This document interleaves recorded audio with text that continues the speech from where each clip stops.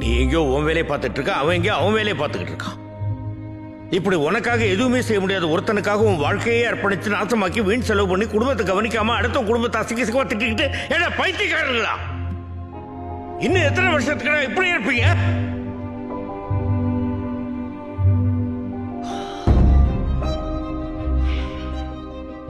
நாம இப்படி இருக்கிறதுக்கு என்ன காரணம் தெரியுமா? அடிமைத்தனம். நமக்கு எப்பவுமே எவனுக்காவது அடிமையா இருக்கணும்.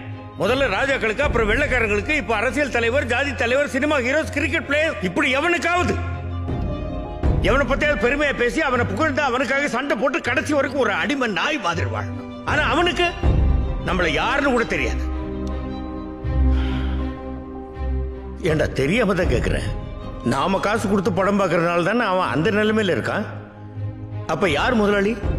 நாம தானே.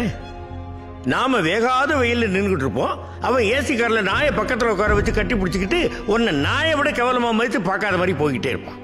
நீ அவன் காருக்கு பின்னாடி வாழ்க வாழ்க வாழ்கன்னு கையை தட்டிக்கிட்டே ஓடுவ. ஏட்டா உப்பு போட்டு தானே சோறு திங்கிறீங்க? யோசிச்சு பாரு. நீ ரசிகனா இருக்கிற எந்த ஒரு நடிகனுடைய பிள்ளையாவது இன்னொரு நடிகனுக்கு ரசிகனா இருந்து அவனுக்கு கட் அவுட் வச்சு பாலாபிஷேகம் பண்ணி அவனுடைய வாழ்க்கையை நாசம் பண்ணிட்டு இருக்கானா? அவன் அடிச்சு சம்பாதிச்ச கார் பங்களான்னு போயிட்டு தான் இருக்கான். ஆனா நீ ஒரு நாள் மழை பெஞ்சா கூட வீட்டுக்குள்ள தண்ணி வந்து இருக்கிறதுக்கு இடம் இல்லாம நடுத்தரில் வந்து நிப்ப. ஏன் அன்னைக்கு நீ ரசிகனா இருக்கிற எவனாவது உன்னை வீட்டுக்குள்ள சேர்த்துக்க வேண்டியதானே? வெறும் படத்துலையும் மேடையிலையும் மட்டும் உன் காலுக்கு செருப்பா இருப்பேன்னு பேசிட்டு நீ உதவின்னு அவன் வீட்டு வாசலுக்கு போய் நின்னா உன்னை செருப்பாலேயே அடிச்சு துரத்துவான். அப்பா தாதா நம்மள வீட்டுல சேர்த்து பாருப்பா. செருப்படி